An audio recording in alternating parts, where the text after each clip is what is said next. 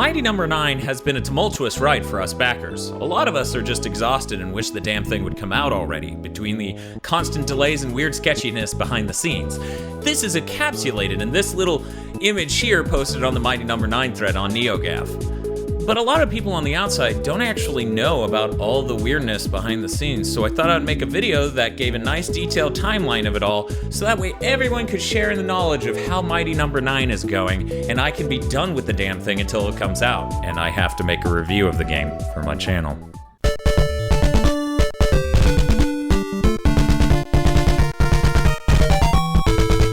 August 31st, 2013, Mighty Number 9's Kickstarter is launched.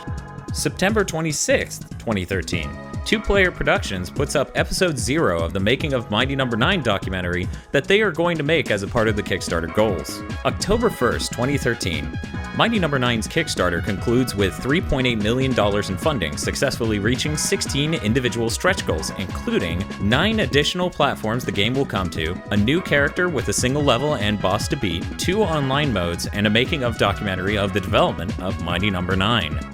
We now fast forward to May 26, 2014. In a thread where the backers can ask the team questions about development, a backer asks about who holds what roles in development, like level designer, and a producer, Nick Yu, defers to the making of documentary, saying that it will go into more detail.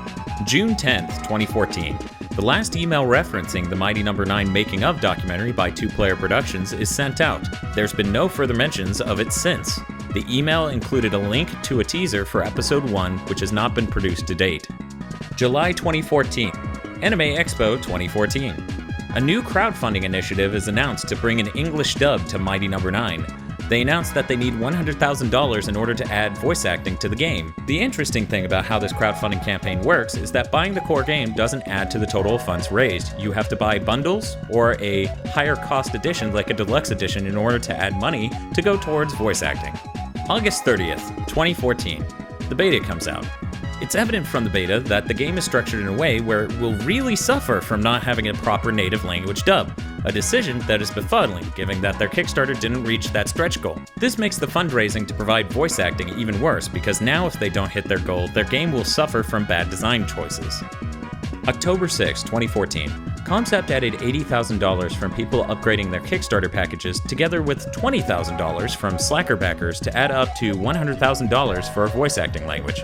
At some now ambiguous point, they changed from doing an English-only dub for $100,000 to doing both English and Japanese dubs for $200,000, and now they announced that they're going to do one language for $100,000 again, but they tell their fanbase to vote on which. This is where normal Mega Man fans and Japanese-loving weeaboos collide. Keep in mind, this is a very frustrating thing for people who don't give a shit about voice acting in a Mega Man game. October 14th, 2014. Concept announced that English won by a mere 1,000 votes. Just let that sink in. They gave people 1 week to vote on the language option for the game. What if you missed that email? Doesn't matter. It's now English, which, good. I kind of want to understand what's going on in the game. October 30th, 2014. Concept announces potential raid DLC for Mighty Number 9, which will cost $190,000 to produce, a sum of money they're hoping to get out of people via Slacker backers. They say they'll give all the backers a free code to the DLC if they can round up this much money by the end of 2014. January 2015. In a video Concept posted to celebrate the new year, Keiji Inafune says that development is pretty much finished, and now they'll move on to the promotion and porting stages.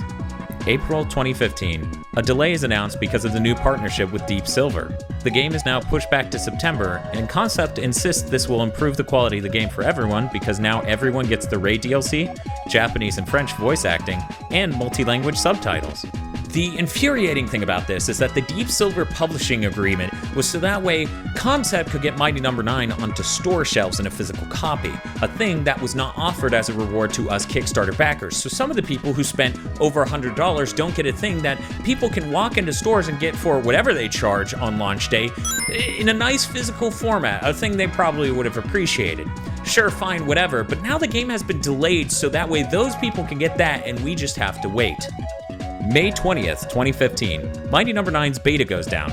The backers are given a 1-day notice that the beta is going down forever. Concept explains that they have to take the beta down to do further debug and ROM testing, which seems suspect given that games like Skullgirls left their beta up for all time for the people who paid for them. It's just that the PC version of Mighty No. 9 uses the same Steam identity code for the beta and the final game, so Concept would have had to arrange separate identities in order to keep the beta up while the game was being finished. Another note here is that they never emailed people, they just posted the news on their site without any further notifications. Maintaining the beta while they were finishing up the final game on a separate Steam identity code would have probably cost additional money, so they decided instead of spending that money to take away a product that people paid $80 for while we wait for the game to ship in September, which is totally happening. July 4th, 2015, 2 months until launch. The Red Ash Kickstarter goes up, and in the video, Keiji Inafune says, Mighty No. 9's development has ended and Concept is moving on. July 31st, 2015. Rumors of a delay for Mighty No. 9 surface via retailers, and Game Informer, which is owned by GameStop, reports that the rumors are true. Shortly thereafter, moderators of the Mighty No. 9 forum deny the delay. August 3rd, 2015. The Red Ash Kickstarter concludes with a failure, but the game is picked up by Fuse Entertainment, a very skeezy Chinese publisher who's making some weird smack-talking Android console. August 5th, 2015, 2 days later, Concept officially announces that the game is delayed, saying that they wanted to tell fans before announcing at Gamescom. At this point, Gamescom had already started, so it seemed even more bullshit than it already did. Josh, an associate producer at Concept, posted that he was too busy with Red Ash's Kickstarter to clear up the confusion with the rumors of a delay before they announced it. Later, Nick Yu posted a Q&A about the delay and noted that the delay was caused by a problem with the network code for the 2 online modes. The same online modes that no one I know gives a shit about. August 28th, 2015. Concept announced that in September they will give backers a code for a trial version that includes 4 levels from the main game and 6 of the challenges. It will also have all of the voice acting and language options that the final game will. The trial version will only be active for a single month. They're also planning on giving people a Steam copy of Mighty Gunvolt, which is cool if you're into Mega Man knockoffs that feature Mega Man knockoffs and a girl from Galgun. So there you have it. That's the story of Mighty No. 9 from the backer side.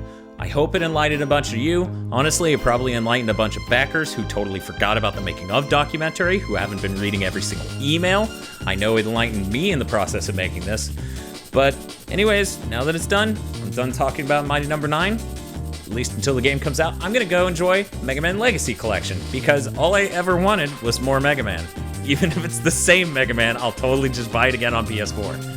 Because I hate hooking an NES up. That is how sad today is. Join us next time on The Rant is Go, where I talk about the stagnation in the video card market, or bees. Either one, less frustrating than Keiji Inafune. Hey, if you missed it, the last episode of The Rant is Go was on Red Ash. It too was incredibly exhausting and frustrating to write about, so please go watch that video, or maybe enjoy some of these other fun videos from us. Maybe we should... Good. Reset just tosses rings. Oh, Let me just... yeah. We're doing it. We're doing it.